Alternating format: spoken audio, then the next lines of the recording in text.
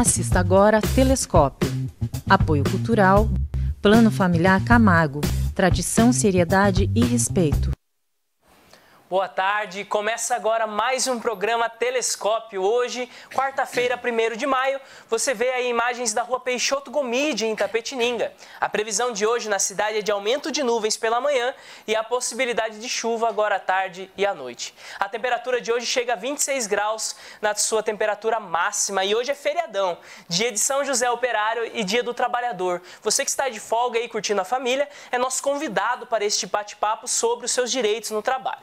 Para isso, recebemos hoje o Dr. André Vieira, especialista em direito trabalhista, que traz para nós mais informações e, assim, tirar um pouco das dúvidas que sempre surgem quando se fala desse assunto. Aproveite este dia mais tranquilo para se informar aqui na TVI. Você que de casa sabe, o Telescópio tem como apoiador o Plano Familiar Camargo, tradição, seriedade e respeito. E você que queira participar deste bate-papo, basta nos ligar pelo telefone 15 3527 8199 e também deixe a sua mensagem nos comentários do Facebook da TV.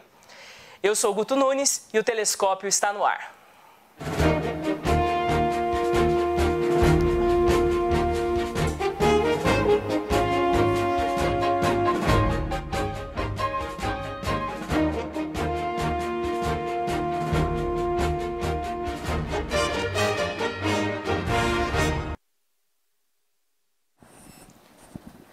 Boa tarde, então começamos hoje mais um Telescópio, hoje quarta-feira, 1º de maio. Nós trazemos hoje aqui no programa para falar a respeito dos seus direitos, aí, os seus direitos trabalhistas, aquilo que você tanto trabalha e o que nós podemos exigir, quais são as nossas formas aí de fazer valer os nossos direitos. Para isso nós recebemos aqui no programa de hoje o doutor André Vieira, ele que é professor de Direito Trabalhista na FKB, do processo trabalhista também, e na faculdade, na FATEC daqui de Itapetininga, ele também dá ministra várias aulas ali a respeito da questão do direito para nossos alunos lá da FATEC e tanto tem ajudado Itapetininga nesse caminho aí a respeito do direito do trabalhador. Doutor André, muito obrigado, seja muito bem-vindo hoje ao programa. Como que despertou isso na sua vida, assim? Porque quando se faz o direito, né, se faz a faculdade, chega uma hora onde você precisa escolher um caminho a se tomar. Por que despertou esse lado do direito do trabalhador? Primeiramente, eu gostaria de agradecer a oportunidade, Guto, de estar aqui, mais uma vez conversando com cidadãos de Itapetininga, de toda a região. E, obviamente, o direito já faz parte da minha vida já há mais de 25 anos. E a escolha se deu exatamente por ser uma das matérias que eu menos tinha ciência na hora da faculdade. Ah, sim. Uma descoberta muito grande.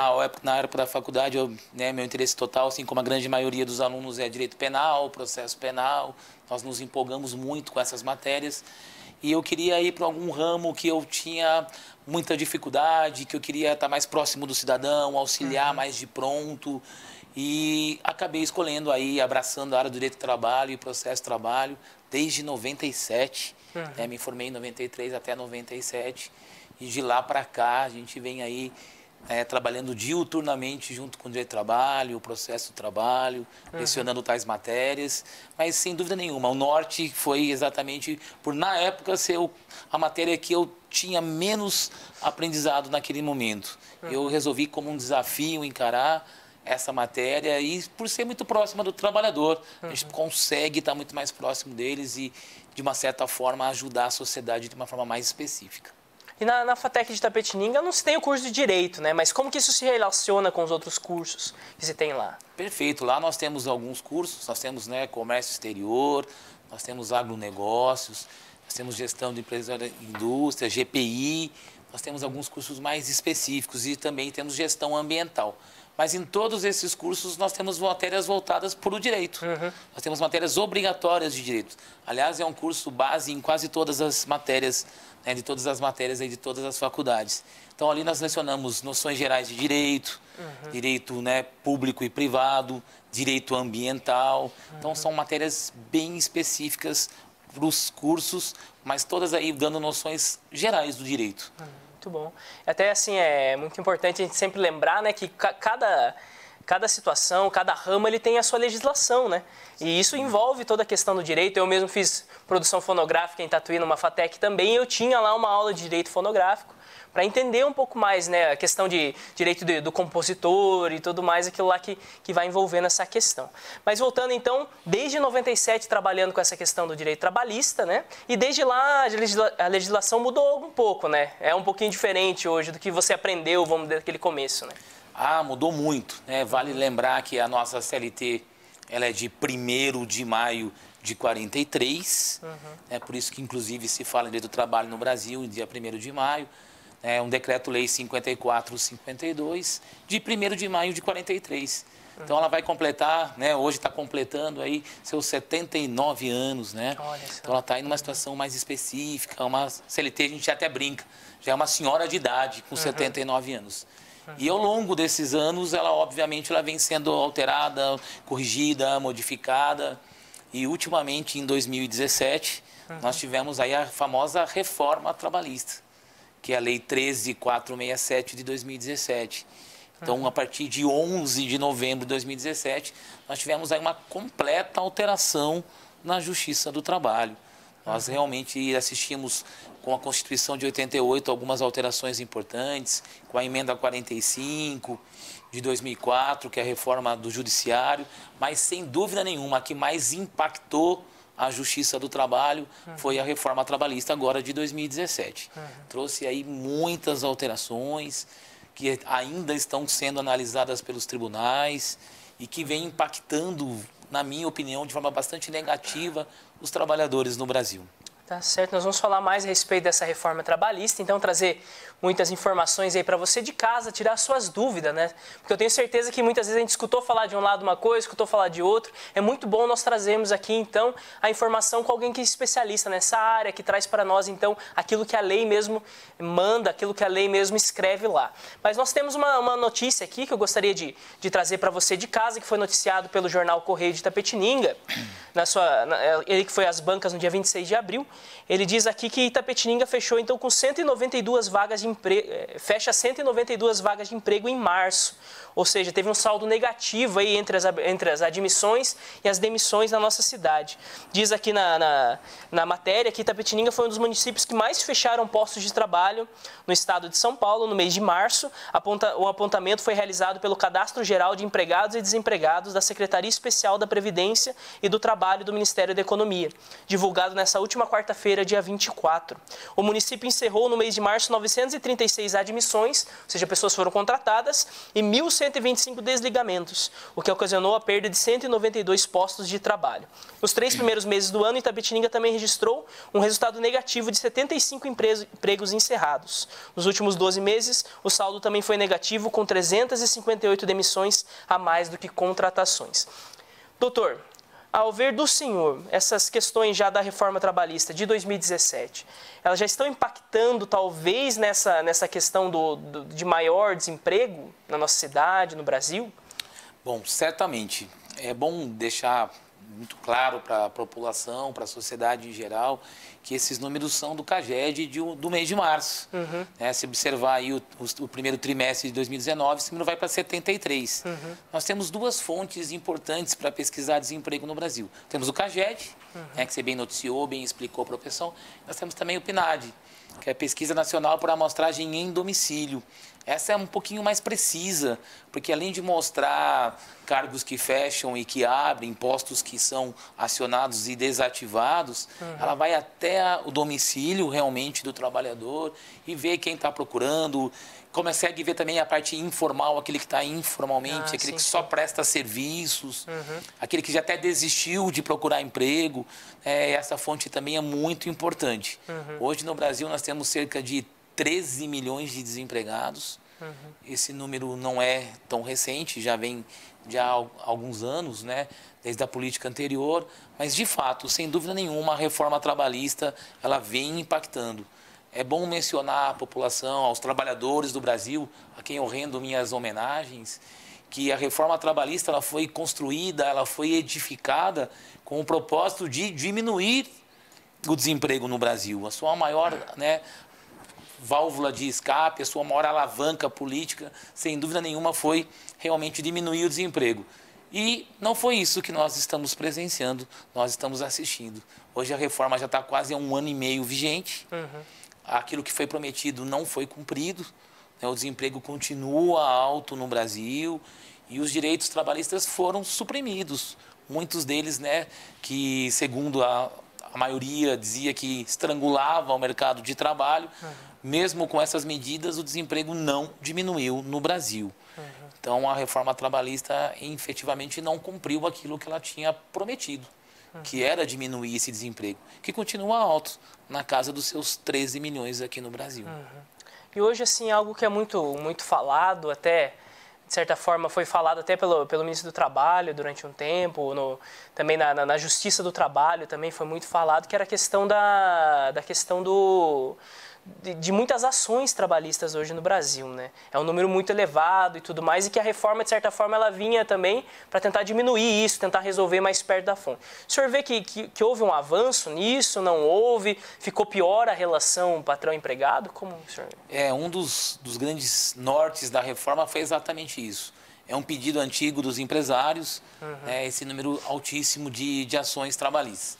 Isso realmente nós não podemos negar, isso é um fato que existe e quando se compara o Brasil com qualquer cidade no mundo, obviamente esses índices são muito altos, são muito assustadores. Mas é óbvio, nós temos aqui a questão da sazonalidade no Brasil. Nós temos empregos, né, que, principalmente no comércio, que chega no final do ano, nem aquele boom, né, aumenta-se bastante. Nossa cidade visualmente, né, muito forte. Aqui é o que explica esse número também aí do CAGED fornecido agora. Se a gente pega agora em março, perto de Carnaval, a tendência é cair. Aquela mão de obra que foi contratada em novembro, dezembro, para as festas natalinas, ela vem sendo descarregada agora. Então esse número não reflete muito a realidade. Mas sem dúvida nenhuma que a reforma tem uma contribuição fantástica nisso. Porque esse número que era muito alto de ações, depois da reforma diminuiu bastante. Sensivelmente no início, muitas ações foram represadas, muitos advogados aguardando aí o desenrolar da nova lei, da nova legislação, ficaram cautelosos em ingressar com ações e represaram muitas demandas trabalhistas. Mas agora, com cerca de 1 ano e meio depois da reforma, isso já começa a voltar à sua normalidade. Mas muitos empregados aí ficaram realmente assustados, receosos. Se fala muito a população ouve no dano moral trabalhista, virou uma indústria. E depois da reforma é possível perceber, constatar que está começando a entrar nos eixos novamente. Depois de 1 ano e meio, o advogado já começa a entender um pouquinho melhor a reforma e a responder à altura também. Mas no Brasil, né, existe uma desigualdade muito grande entre capital e trabalho. Então, entre empregado e empregador, a desigualdade é muito grande. Eu costumo dizer que existe um abismo que separa o empregado e o empregador. E a reforma não vai corrigir isso. É um problema muito histórico, antigo, e que precisa ser seguido com uma reforma tributária, uma reforma da Previdência. E hoje tudo isso está impactando, infelizmente, um único lado da moeda. E esse lado da moeda é o trabalhador, que está pagando muito alto um preço por essa reforma e o desemprego não tem diminuído, como se constata tanto pelo CAGED como pelo PNAD. Qualquer um dos órgãos a gente percebe que o desemprego não caiu no Brasil. Tá certo. Que está acompanhando a gente, é um recado da WFNet.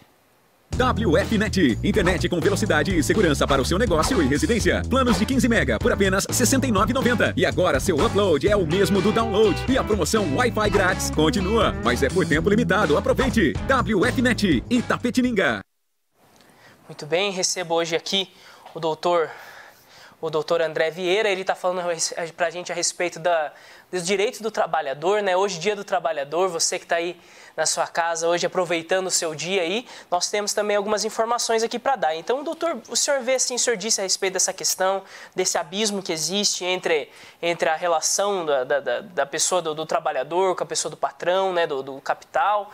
Mas, a seu ver, nessas ações, nesse número elevado de ações, muitas vezes que o pessoal reclamava bastante, existe talvez um abuso de algum dos lados e tudo mais para se ter tantas ações trabalhistas no Brasil? Ou era algo mais que a legislação estava errada? O que o senhor vê? Na verdade, é uma mistura de ambas as situações. Realmente existe um abuso, né? Infelizmente, alguns colegas de profissão abusam na hora de interagir com o Poder Judiciário, de bater as portas do Poder Judiciário, exagerando no número de ações. Judicializando demais. Judicializando demais e por vezes invocando direitos, né, que aumentando demais essas demandas, mas ao mesmo tempo nós também temos um empresário brasileiro que tem muitas dificuldades em cumprir a regra, em cumprir a legislação. Então a legislação está imposta, nós sabemos que o empregado tem que ter anotação na carteira em 48 horas e no brasileiro tem aquela mania ainda de contratar em experiência e sem anotar na carteira, só fazer anotação depois de 90 dias. Daí que ele vai se preocupar em registrar a carteira daquele empregado. Quando a nossa CLT ela é muito clara no seu artigo 29, o prazo é de 48 horas. Então eu posso te dizer que, na verdade, é uma mistura de ambos os problemas. Um exagero, sim, de profissionais que querem enriquecimento ilícito, que querem exagerar nos pedidos, e também, de um lado, o empresariado, uma boa parte, não podemos também generalizar, obviamente, existem excelentes empresários, mas ainda existem aqueles reticentes, aqueles que ainda insistem em descumprir o nosso ordenamento jurídico. Mesmo ele sendo positivado, efetivado e alterado, ele ainda insiste em achar que pode economizar. Ele pode prejudicar, digamos, num exemplo simples, ele tem que pagar R$1.000 para 10 empregados. Ele sabe que aquilo é direito, que aquilo é devido, mas ele simplesmente fala, poxa, eu vou gastar 10 mil com esses 10. Eu não vou pagar e vou aguardar o Poder Judiciário resolver. E vou mandar todos procurarem seus direitos na Justiça. Daqueles 10, 3, 4 vão para a Justiça.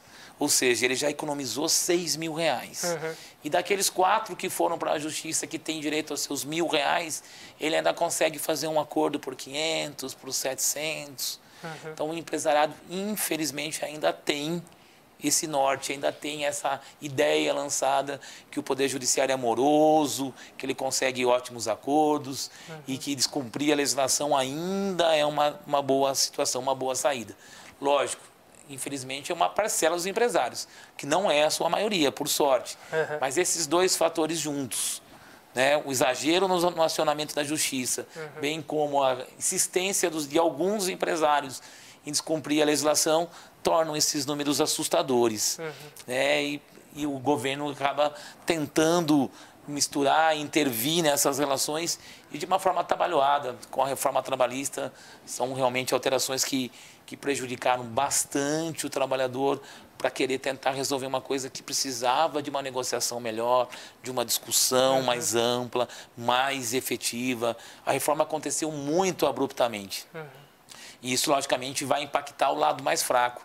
E o lado mais fraco é o empregado, que é o hipossuficiente nessa relação jurídica. Espero que na reforma previdenciária essas negociações sejam mais amplas, sejam mais debatidas, não só com a sociedade, mas com quem de fato vai ter que arcar com o maior peso dessa reforma, para que a nossa reforma trabalhista sirva de exemplo para a reforma da Previdência, com mais debate, com mais discussão. Não precisa fazer um apagar das luzes, precisamos discutir, encarar de frente esse problema para realmente buscar as melhores soluções. Na opinião do senhor, assim, essa questão, essa maior liberdade, que é o que se colocava na reforma, né? Maior liberdade para negociar entre o patrão e o empregado, sem muitas vezes a intromissão do governo, pelo menos era esse o slogan da questão, né? Isso é algo desejável de alguma maneira ou é algo que sempre vai ser ruim para o trabalhador? Como que o senhor vê? Bom, um dos pilares da reforma foi a prevalência do negociado sobre o legislado. Então, a ideia era que o trabalhador conseguisse, de pronto, negociar com o seu empregador. Mas nós sabemos que, na realidade brasileira, isso é muito difícil. Difícil o trabalhador bater as portas do seu patrão e dizer que ele quer um aumento, que ele precisa de melhores condições de trabalho, que ele precisa ter um equipamento de proteção individual, que ele precisa chegar um pouquinho mais cedo na casa depois de uma exaustiva jornada de trabalho. Nós sabemos que é muito difícil essa negociação direta entre empregado e empregador. E aí quem pode e deve fazer, às vezes, são as entidades sindicais. Mas nós estamos assistindo, ao longo dos últimos anos, o governo se esforçando e muito para acabar com as entidades sindicais. E isso, nós até entendemos o real motivo disso, mas temos que entender também que enfraquecer um sindicato é extremamente negativo para o trabalhador. É o sindicato que tem mais condições de negociar com o patrão, de entender os direitos, entender as regras e, por vezes, substituir legalmente aquele empregado nessas negociações. O trabalhador em si, por mais conhecimento que ele tenha, que nem sempre é o que corresponde na grande maioria das vezes na realidade brasileira, dificilmente vai conseguir negociar frente a frente com o seu patrão. Ele vai, nos dias, né, de desemprego, como nós estamos assistindo, o patrão vai virar para ele e fala o seguinte: está descontente? Tem 10 para entrar na sua vaga lá fora. E vai realmente bater de frente com esse trabalhador, não vai negociar, não vai conceder os direitos mínimos. Tudo aquilo que já é garantido pela legislação já é difícil o empregador pagar. Imagina se depender de uma negociação. O empregado não tem essa força. Por isso que eu insisto na tecla desse abismo que separa o empregado e o empregador. Entendi. Não dá para colocar os dois no mesmo patamar. São situações muito distantes. São diametralmente opostas, né? Empregado e empregador. Então, por isso, a entidade sindical tem que ser fortalecida. E não é isso que nós temos assistido nos últimos anos. Nós até entendemos o motivo, mas realmente, né, não dá para aceitar uma reforma do jeito que ela foi lançada, com pontos totalmente favoráveis aos empresários, que prometeram, em contrapartida, diminuir o desemprego. Mas as alterações vieram em favor dos empresários, em favor dos empregadores, mas o desemprego, nós estamos aí dando os números. Não diminuiu. 13 milhões ainda é um número muito, muito alto. Muito alto. Para a realidade brasileira. Com certeza. E assim, durante a própria eleição, assim, o presidente Jair Bolsonaro, ele dizia que, perguntado a respeito de direito trabalhista, essas coisas, ele falava assim: olha, tem que ver o que dá para mexer. Porque tem coisa que não pode mexer por causa de estar já na Constituição, né? O que não se pode mexer hoje no direito do trabalhador, doutor? Então, nós temos um artigo na Constituição, que é o artigo 7º, ele é chamado de cláusula pétrea. O que se diz isso? Cláusula de pedra. Ali nós temos alguns direitos, na verdade temos 34 incisos distribuídos no artigo 7º, e esses são imutáveis, eles não podem ser alterados. Exemplo, a não ser por uma nova Constituição. A não ser por uma nova Constituição, né? E até por uma PEC que se discute nesse sentido. Então, o que se discute muito? A título de exemplo, para o nosso ouvinte entender, lá diz que é garantido o 13º salário. Então, na Constituição, lá, se eu pegar o artigo 7º, inciso 8, vai estar lá, garantido constitucionalmente o 13º. Só que não diz mais nada. Então, eu não posso cortar, diminuir, acabar com o 13º. Mas aí uma lei federal diz que o 13º pode ser dividido em 2 parcelas. Essa é a maioria que acontece. Em 2 parcelas, né? Nós sabemos que uma necessariamente no mês de dezembro, até dia 20 de dezembro, e a outra pode ser em qualquer mês do ano. Normalmente o empresário brasileiro gosta de pagar em novembro e dezembro. Mas já existem estudos para que se altere essa situação. Então, eu não acabo com o 13º, mas se eu diminuir o fatiamento dele em 2, há uma lei que quer aumentar para 12 parcelas. Pagar uma vez por mês. Então, o que acontece? Ao mesmo tempo, eu respeito o artigo 7º, mantenho o 13º, só que eu vou dividi-lo em 12 parcelas. Ou seja, mensalmente, o empregado vai receber 1/12 de 13º. E ao final do ano ele não vai ter mais aquela gratificação natalina. Então ele recebe, imagina um exemplo, alguém que recebe R$ 1.200 por mês. Ao invés de ele receber no final do ano, em parcela única, o 13º, ou no máximo, como a legislação permite em 2 vezes, 600 e 600, ele receberia R$ 100 todos os meses. Então ele ganharia os 1.200 mais os 100, que é 1/12, 1.300. Só que chegaria no final do ano, ele não receberia mais nada. Então, nós manteríamos o 13º, só que, de certa forma, ele seria totalmente consumido com essa divisão em 12 vezes. É isso que nos preocupa.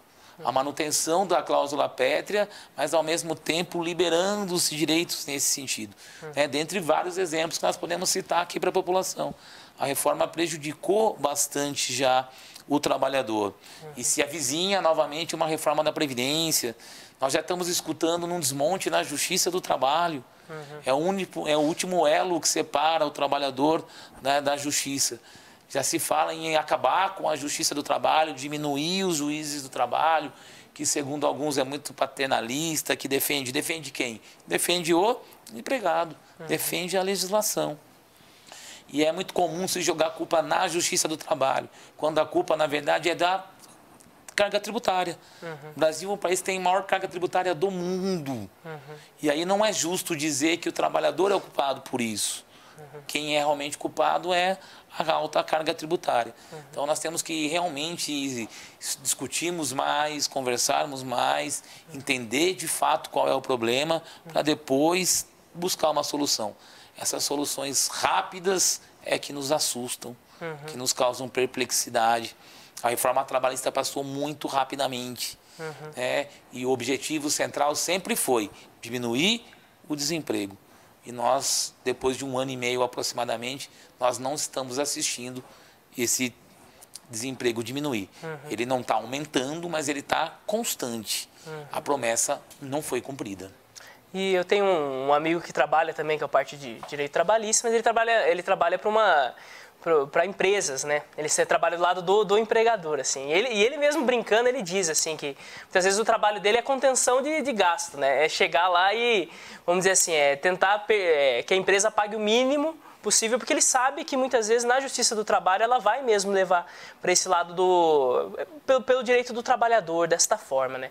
O senhor vê que isso é algo desejável, assim, de certa forma, porque ele diz que em alguns momentos, assim, a empresa tinha o direito de realizar essas coisas, tinha direito de agir como agiu, mas como o trabalhador entrou, a Justiça vai escolher para o lado do trabalhador. Você vê que isso é uma mentira que tentam colocar, é algo que muitas vezes acontece mesmo, às vezes existe uma fé do trabalhador e mesmo assim ele ganha na Justiça depois? Na verdade, a Justiça do Trabalho está muito preparada para enfrentar esse tipo de problema. Existe de tudo. Existe má-fé de trabalhador, existe também o descompasso da lei do empresário, né? Compete aos advogados, né, perceberem isso, já que ele é o primeiro juiz do processo, daquela causa, pedir só aquilo que realmente for necessário. Mas ainda existe uma grande, né, quantidade de empresários que ainda insistem em fazer errado. A legislação está ali, está pronta, eficácia, mas ele tenta economizar. Ele fala, se eu deixar de pagar aqui para esses 10, por exemplo, como eu citei o exemplo, eu vou economizar 10, porque só metade deles vão entrar na Justiça e a metade que entrar ainda vai fazer acordo por metade do valor. E eu pago depois. Depois de 1 ano e meio. Então, essa ideia do empresário que ainda insiste nessa situação é que, né, causa essa discussão na Justiça do Trabalho. E infelizmente, eu fico triste quando eu acabo ouvindo de qualquer situação, aquela situação, vá lá procurar seus direitos.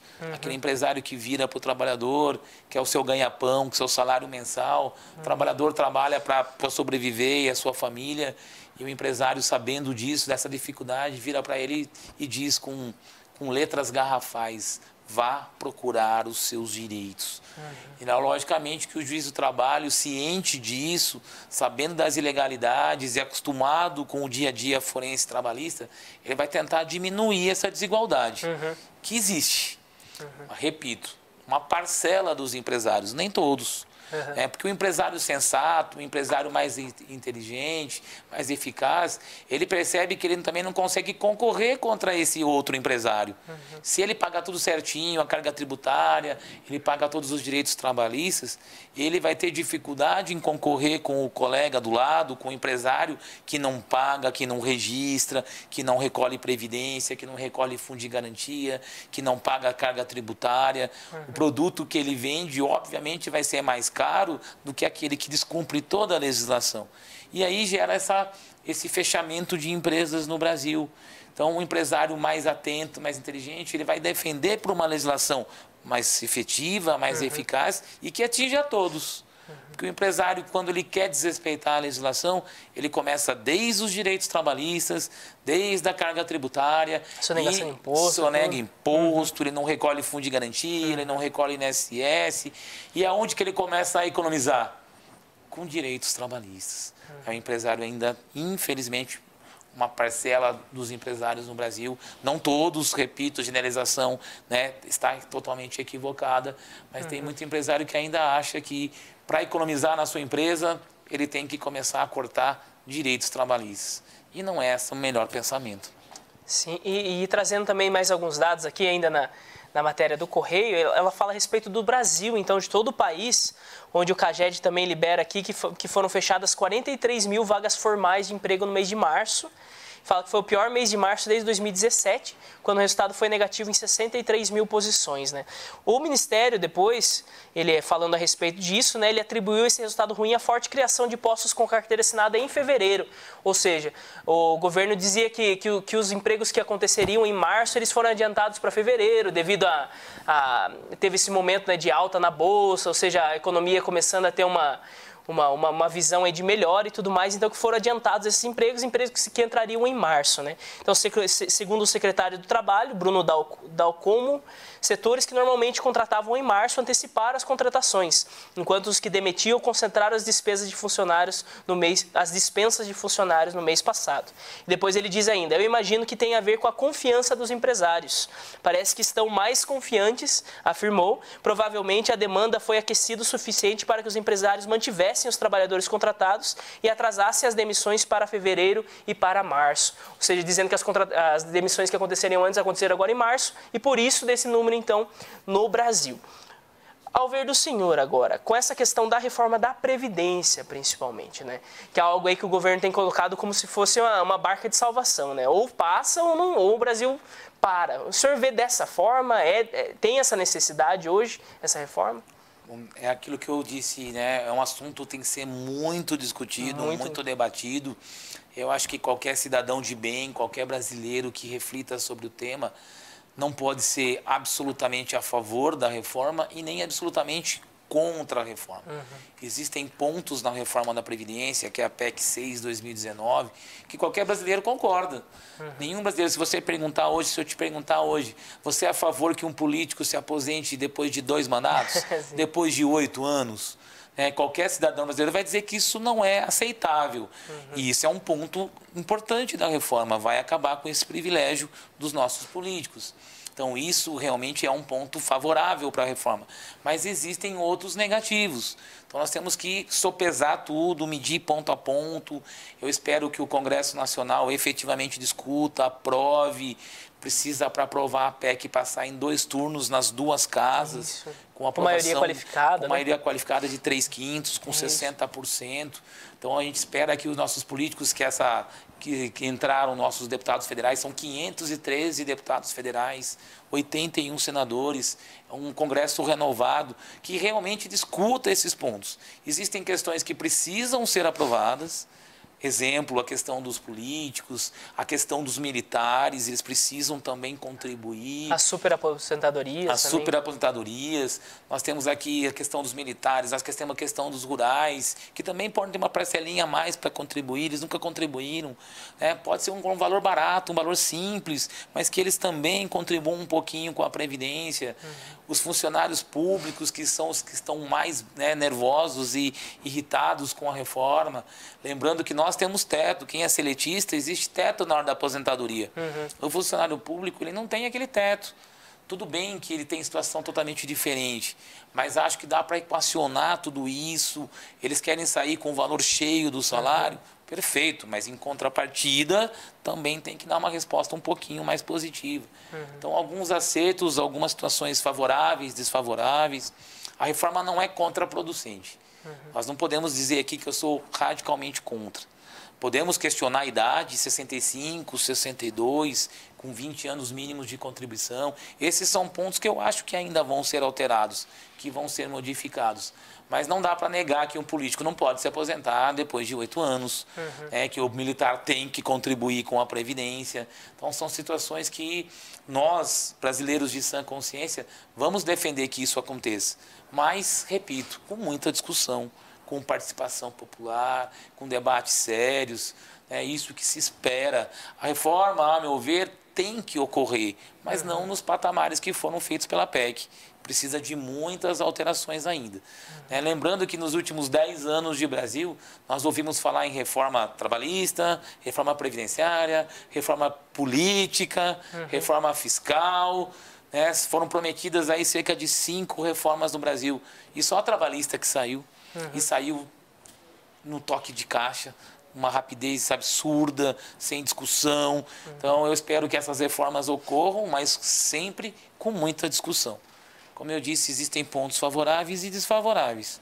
Ninguém vai ser contra acabar com o privilégio de aposentar com 8 anos de um político. Então, se aquele fala, sou contra a reforma, você não pode concordar com isso. Mas também eu não posso concordar que se exija um aumento substancial do tempo mínimo de aposentadoria. Então, nós temos que equacionar um denominador comum para que algumas mordomias sejam, né, dirimidas, sejam arrefecidas de qualquer ponto, que os militares voltem a contribuir com uma situação junto ao INSS. Acho que já é um consenso, mas isso tem que ser construído com muita calma, com muita discussão, e que a população possa pressionar seus políticos. Eu não me lembro de ter visto no Brasil, por exemplo, um momento em que os políticos, hoje as redes sociais têm uma força absurda, fantástica. Nós estamos assistindo aí movimentos populares nesse sentido. Então, a população acho que está mais atenta a esses fatos, seja pela facilidade das informações, pela rapidez das redes sociais. E isso faz com que o trabalhador, com que o brasileiro em geral, fique um pouquinho mais próximo da política. Antigamente, a gente só sabia os 11 jogadores da seleção brasileira. Né? Hoje, a população sabe quais são os 11 ministros do STF. Hoje, nós sabemos quem é o presidente da Câmara, quem é o presidente do Senado, que tipo de eleição que é. Quem foi o senador eleito do nosso estado. Quem foi o senador do nosso estado. Nós sabemos o que é um foro privilegiado e estamos tentando acabar com isso. Nós sabemos também o que é prisão em primeira instância, segunda instância.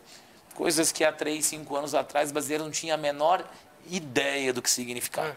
Então, eu acredito que nós estamos tendo avanços, mas esses avanços têm que ser analisados com muita calma. Então, na minha humilde opinião, a reforma da Previdência ela tem que ocorrer, mas somente após ampla e profunda discussão. Não só com as duas casas, com os 513 deputados federais e com os 81 senadores, mas que a população, que as categorias sejam ouvidas, respeitadas e que, principalmente, que essa reforma atinja a todos. Vai ter que atingir os militares, vai ter que atingir especialmente os políticos, para que todo mundo dê sua carga de contribuição. Eu só acredito na reforma se atingir a todos. Se começar a sair militar para cá, funcionário público não entrar na reforma, político ficar de fora, aí eu sou o maior defensor de que a reforma não ocorra. Ou é para todos, ou então não é para ninguém.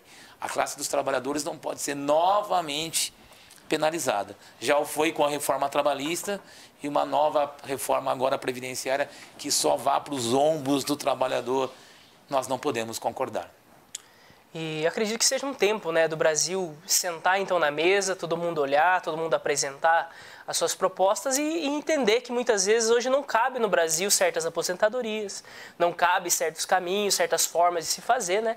E o povo brasileiro chegar no melhor acordo aí para que a gente possa, vamos dizer assim, tornar tudo isso sustentável mais para frente, né? Tornar tudo isso sustentável para mais anos aí, para que não fique para as próximas gerações talvez um problema ainda maior do que nós já estamos enfrentando hoje, né?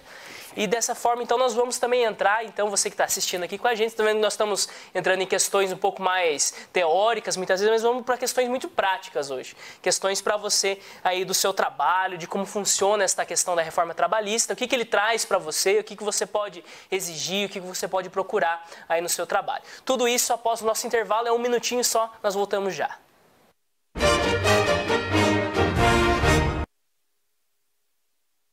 Olá, estou aqui para convidar você para assistir o programa Pratos e Papos com Neta Bueno. Um programa delicioso com receitas gostosas. Aguardo você, Fofi. Um beijinho. Olá, estou aqui para comunicar que nosso programa tem um novo horário. Assista o Universo do Bem toda sexta-feira, às 10h30 da noite.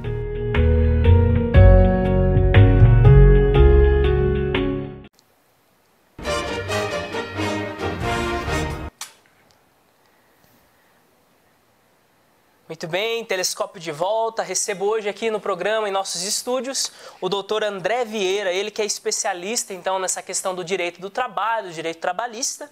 ele leciona aqui na nossa faculdade da FKB de Itapetininga, a respeito dessas questões do direito no trabalho, e também na FATEC de Itapetininga com outras áreas aí do direito, ou seja, sempre envolvido com essa questão aí acadêmica do direito, levando para as pessoas, formando os nossos advogados e também pessoas que vão trabalhar junto a essa área do direito na nossa cidade. Hoje, Dia do Trabalhador, dia também de São José Operário, comemorando aqui hoje, então, 79 anos, né, da CLT, ou seja, dessa consolidação das leis do trabalho, né, brasileiras. E também nós queremos trazer para você de casa algumas questões práticas aí. Talvez você esteja em dúvida, né? Mas com a reforma trabalhista, o que mudou verdadeiramente, tudo? Então, a primeira coisa que eu queria perguntar para o senhor aqui é a respeito da questão da dispensa, né? Ou seja, para uma demissão. O que mudou nessa nova legislação? O que o trabalhador hoje ele vai enfrentar quando for passar por uma dispensa? Bom, as alterações foram muito efetivas. Uma delas, a mais marcante, é que com a reforma trabalhista acabou o direito de homologação. Na minha opinião, isso é muito ruim para o trabalhador. O que seria homologação? Uma vez terminada a relação de emprego, tivesse sido dispensado, né, todos os empregados que tinham mais de um ano de empresa, mais de um ano completo, eles tinham que passar ou pelo Ministério do Trabalho ou pelo sindicato da sua categoria, para que a sua rescisão fosse corrigida, fosse verificada por alguém que conhece a matéria, para que pudesse analisar se está tudo correto, enfim, para dizer... Se não faltando nada. Se não faltou nada, se tivesse alguma coisa de equivocada, colocasse alguma ressalva. Então, essa homologação era um filtro muito importante, em que se filtrava algumas eventuais irregularidades, algum direito que não foi quitado, que não foi cumprido. E todo empregado que tinha mais de um ano tinha que necessariamente passar por essa homologação. A reforma veio e acabou com essa homologação. Isso, ao meu ver, é muito ruim em termos para o empregado. Poderiam, mas as entidades sindicais, não tem problema, tirasse das entidades sindicais, mas que se exigisse que fosse a homologação feita no Ministério do Trabalho. Mas a homologação é de suma importância, era de suma importância, porque hoje ela já não existe mais. Então, hoje, se o empregado tivesse os direitos aí descumpridos e ele não tiver um mínimo conhecimento, ele nem vai ficar sabendo. Hoje, então, ele chega para ele, a rescisão, ele assinou, tá feito. A rescisão é feita hoje direto na empresa, no DRH da empresa, ou está aqui, ou você assina ou não vai receber, e ele assina aquela rescisão sem tendo alguém para consultar, para perguntar se está certo, se está errado, se tem que ter alguma ressalva ou não. Então, eu acho que o fim das homologações das rescisões de trabalho foi realmente algo, né, péssimo para o trabalhador e acaba estimulando aquelas empresas que não querem pagar corretamente. Porque eu parto da seguinte premissa: o empresário que faz tudo certinho, que paga corretamente, ele não tem medo da homologação. A homologação vai ser uma chancela do Ministério do Trabalho, da entidade sindical, do que aquilo que ele fez está correto. Então ele não tem por que temer essa homologação. Agora, o mau empresário, aquele que concorre desleal até com o bom empresário, ele ficou muito contente com o fim das homologações. Ou seja, aquele filtro não existe mais. Então, sem dúvida, na minha opinião, hoje mesmo, lá no Sindicato do Comércio, eu estava, né, sustentando isso. O fim das homologações realmente foi péssimo para o trabalhador. Além de outras alterações, né, extremamente graves. Mas o fim da homologação realmente foi, no meu sentir, uma das piores coisas em relação ao trabalhador. Aquele filtro que dirimia um pouquinho as controvérsias, hoje ele não existe mais. Mas e para quem está em casa, assim, aconteceu? Ele foi dispensado de um serviço e tudo mais, e ele acredita que talvez alguma coisa ali não foi feita, não houve essa homologação e tudo mais. Ele tem que procurar daí a Justiça do Trabalho ou um advogado mesmo para entrar com ele? Como que ele faz? Ótima pergunta. É importante ressaltar. Existe ainda um período que ele pode recorrer a isso? Exatamente. O trabalhador ele tem um prazo de 2 anos.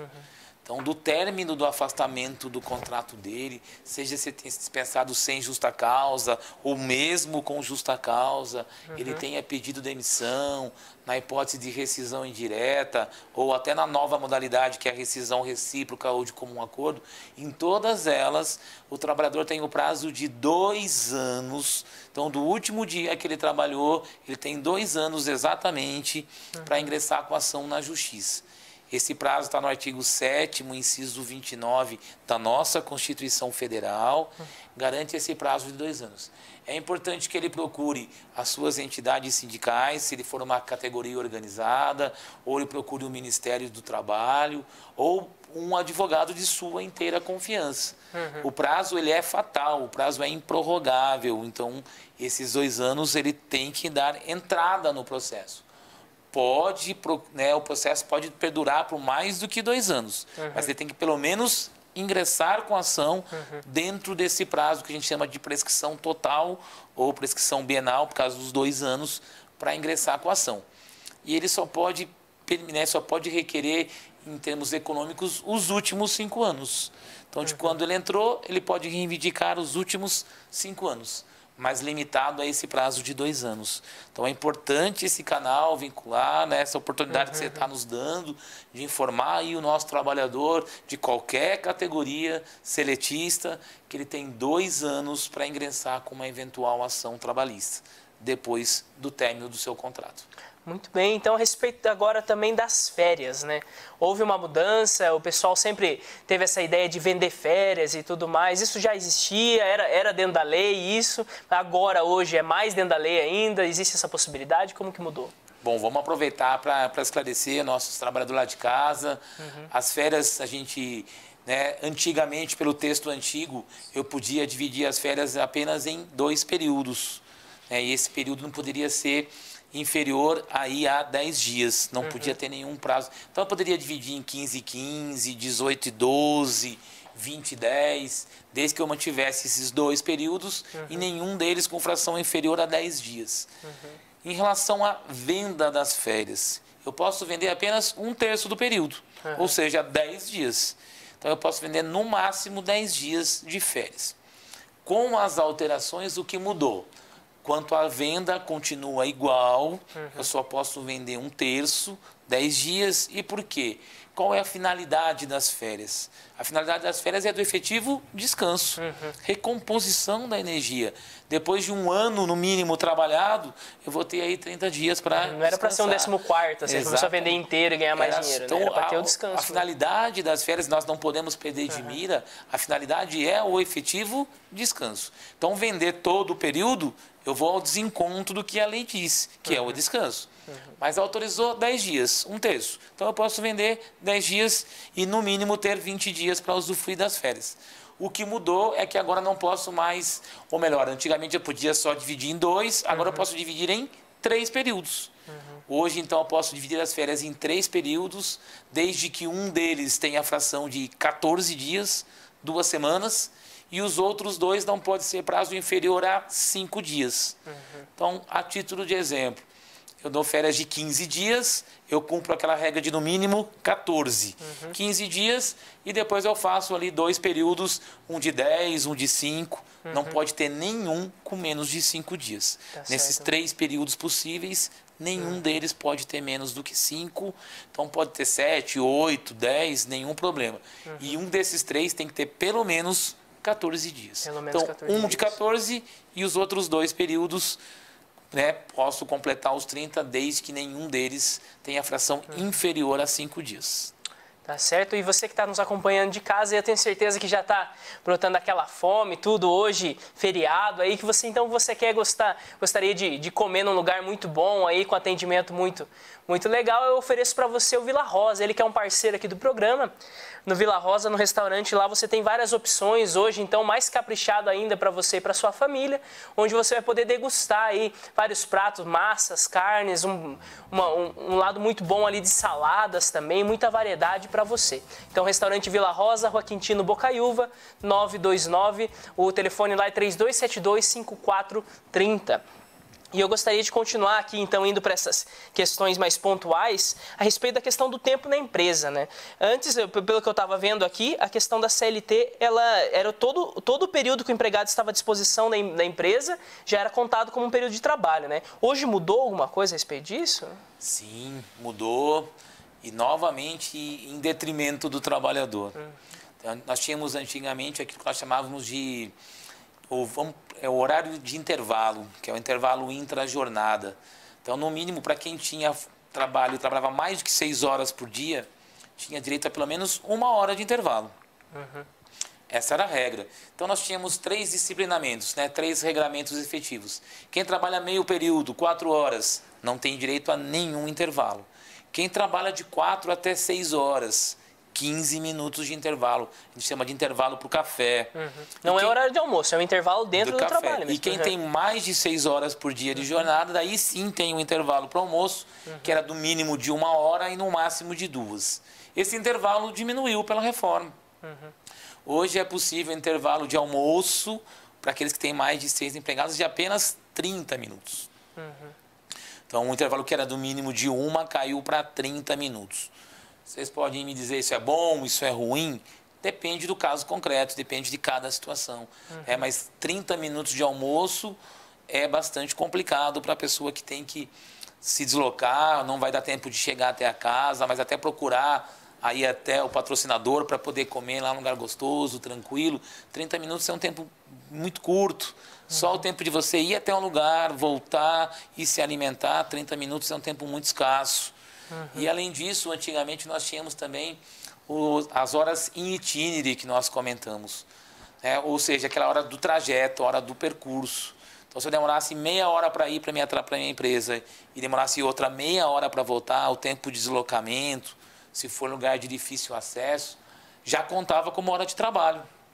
Então, é o tempo que eu saí da minha casa, fico lá esperando a condução da empresa, que eu trabalho num sítio que fica a 45 minutos de distância. Lá não tem transporte regular, não tem circular, não tem transporte público. Então, eu demorava 45 minutos para ir, 45 minutos para voltar. Eu já estava ganhando esse período. Então, essa 1h30 era paga como hora de trajeto. Hoje, não mais existe isso. Então, o empresário conseguiu derrubar um direito importante do trabalhador. Então, por isso que eu quis aqui frisar alguns pontos. Essa reforma, ela é altamente prejudicial ao trabalhador. Por qualquer ângulo que você observe, ela é sempre pior em relação ao trabalhador. Existe também, muitas vezes a gente recebe nos grupos de WhatsApp e tudo mais, e na época se falou muito a respeito de se poder pagar abaixo do salário mínimo hoje. Isso é possível na nova legislação ou foi algo que o pessoal colocou? Mudou a lei da remuneração do trabalhador? Como que foi? Então, quanto a isso, nós não temos. É até importante para aproveitar a oportunidade, que são raras para a gente poder conversar direto com o trabalhador. Nós temos o salário mínimo federal, que hoje é R$ 998, e eu tenho alguns pisos salariais das categorias. Então, as categorias mais organizadas, os bancários, os comerciários, o pessoal da indústria, os metalúrgicos, eles têm pisos salariais. O que seria um piso salarial ou piso normativo? É o salário mínimo de um trabalhador de uma categoria organizada. Então, no Brasil, existe um regramento que não pode pagar menos que o salário mínimo. Tá? Mas isso para quem tem carga completa, 8 horas por dia. Hoje em dia já existe uma discussão para se pagar o equivalente ao salário mínimo, mas de acordo com a hora trabalhada. Então, a partir de agora, muitos trabalhadores não vão ser mais contratados como mensalistas, por exemplo. Hoje em dia, a maioria dos empregados são mensalistas. Aí eu ganho lá R$1.000 por mês. Agora, com a reforma, vai ser um estímulo muito grande para se pagar por hora. Então, eu vou pegar o meu salário mínimo, dividir por 220 e vou pagar por hora. Só que eu vou pagar para ele 10 horas por mês, 15 horas por mês. E aí, esse valor vai ser inferior ao salário mínimo no mês. Mas eu estou respeitando a hora do salário mínimo. Então, esse trabalho que a gente chama de intermitente, ele é muito prejudicial para o trabalhador. Imagina você trabalhar e não saber ao certo quanto você vai ganhar ao final do mês. Se a empresa vai me chamar ou não vai me chamar. Ela pode me chamar um dia para trabalhar 3, 4 horas. Olha, está fraco o movimento. Pode ir embora. E eu não vou ter um mínimo de salário fechado para o final do mês. Então, o quanto é triste um pai de família trabalhar ou ficar aguardando ser chamado pela sua empresa, mas ao final ele não saber ao certo quanto ele vai receber por mês. Então, esse trabalho intermitente é péssimo para o trabalhador. E o judiciário tem se mostrado bastante relutante a isso.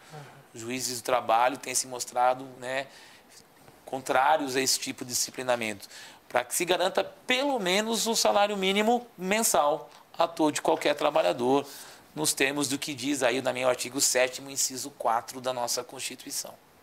Bom, até a respeito da questão da gravidez, né? Nós vimos muito falar a respeito dessa questão da licença maternidade e tudo mais. Isso foi mexido, a forma de trabalho hoje da mulher que está grávida, alguma coisa? Na verdade, em relação à grávida, nós tivemos uma alteração quanto ao local de trabalho.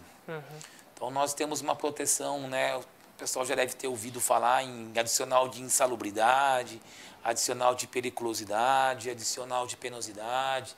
Então, o trabalhador dos 14 aos 18 anos, ele pode trabalhar, desde que ele não trabalhe em lugar noturno, perigoso, penoso e nem insalubre.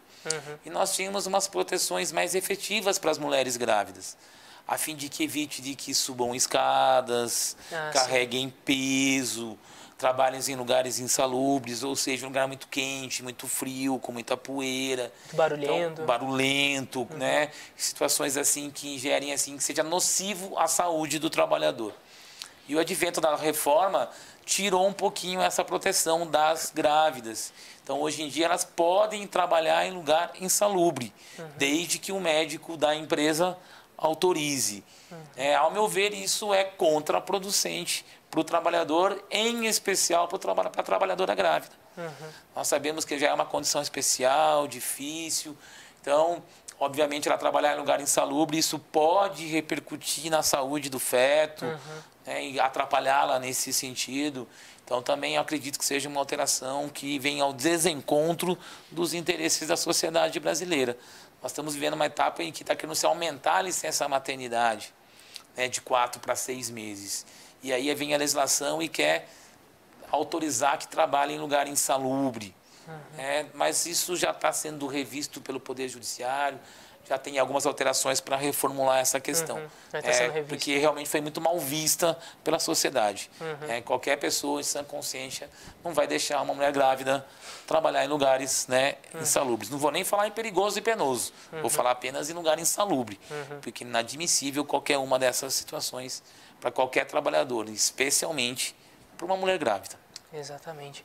E eu gostaria já de agradecer muito ao senhor, foi muito bom, né? Eu acredito que o pessoal de casa aí tirou muita dúvida hoje. É um assunto muito extenso, né? São muitos pontos a serem trabalhados. A nossa vida mesmo, muitas vezes a gente passa muito tempo dentro de uma empresa, trabalhando, ou seja, envolve muitos aspectos da vida e que podem então ser contemplados então por uma lei que nunca pode ser uma lei muito simples, né? Porque são muitas questões que são contempladas ali. Mas assim, eu gostaria de até deixar agora um espaço para o senhor, assim, para falar para as pessoas, se tiver uma consideração final, algo assim para o trabalhador de hoje, para as pessoas que estão nos assistindo, assim, a respeito mesmo dessa questão do direito, né, de fazer valer tudo isso que a lei os permite, né, que a lei assegura. Bom, primeiramente eu queria renovar meus cumprimentos por essa oportunidade, abrir esse canal de conversação com o trabalhador itapetiningano de toda a nossa região, quiçá de todo o nosso estado, né? É raro as oportunidades que nós temos de conversar abertamente, francamente com o trabalhador. Então, gostaria de cumprimentar aí a TVI, o Telescópio por essa oportunidade. Mais uma vez eu estou aqui tentando contribuir, ajudar, mas o meu recado hoje é diretamente para o trabalhador de Itapetininga, de toda a nossa região. Esse guerreiro que sai todos os dias da sua casa, com a ansiedade de auxiliar a sua família, no dia a dia difícil, complicado, para receber cada vez mais, né, direitos menos, trabalhar bastante e receber menos. Né? É importante que você conheça os seus direitos, que você se aproxime das suas entidades sindicais, do Ministério do Trabalho. É importante que você se informe com advogados profissionais de grande gabarito. Nós temos tantos grandes profissionais aqui na nossa região. E hoje em dia também, qualquer dúvida, as redes sociais é um material tão importante para você sanar algum tipo de dúvida e deixar bem claro para o trabalhador brasileiro. Nós temos 2 anos para ingressar com uma ação. Então, se porventura eu achar que eu não recebi horas extras, não recebi adicional noturno, não recebi corretamente o meu aviso prévio, enfim, qualquer verba trabalhista, é importante lembrá-los que os senhores têm até 2 anos para fazer isso. E acabou aquele passado em que ingressar com ação na justiça, eu vou ficar marcado negativamente pelo meu empregador, eu não vou conseguir um novo emprego. Essa parte já acabou. Hoje o sistema proíbe esse tipo de fiscalização, de visualização. Então nós temos que sim, que reivindicar os nossos direitos. Então você, trabalhador, guerreiro de todos os dias, né, se aquele empresário, né, descumpre a legislação e eu deixar de acionar na justiça, eu estou estimulando para que ele descumpra com outros trabalhadores.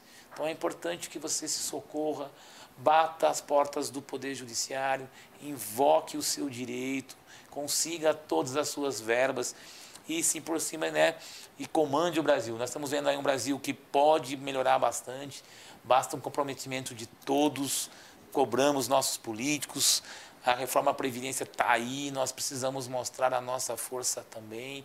E nesse dia tão especial, que é o dia 1º de maio, Dia do Trabalhador, eu gostaria de registrar meus cumprimentos especiais a todo trabalhador de Itapetininga e da nossa região. Muito obrigado. Muito obrigado, doutor André. Sempre solícito aqui com a TV. E para você de casa, então, fica aqui também os nossos cumprimentos de toda a TVI. Que você seja aí muito feliz, que continue muito tempo aí nesse trabalho, algo que sustenta mesmo a nossa nação, que é o seu sim aí todos os dias levantando aí, dando o seu melhor. Muito obrigado a todo você de casa, meus parabéns e que curtam bastante o feriadão aí, o descanso.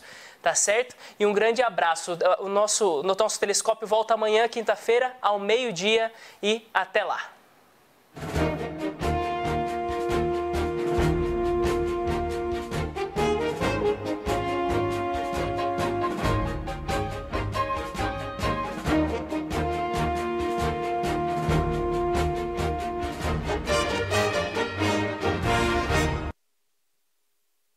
Telescópio. Apoio Cultural, Plano Familiar Camargo, tradição, seriedade e respeito. Isso, meio-dia na quinta-feira.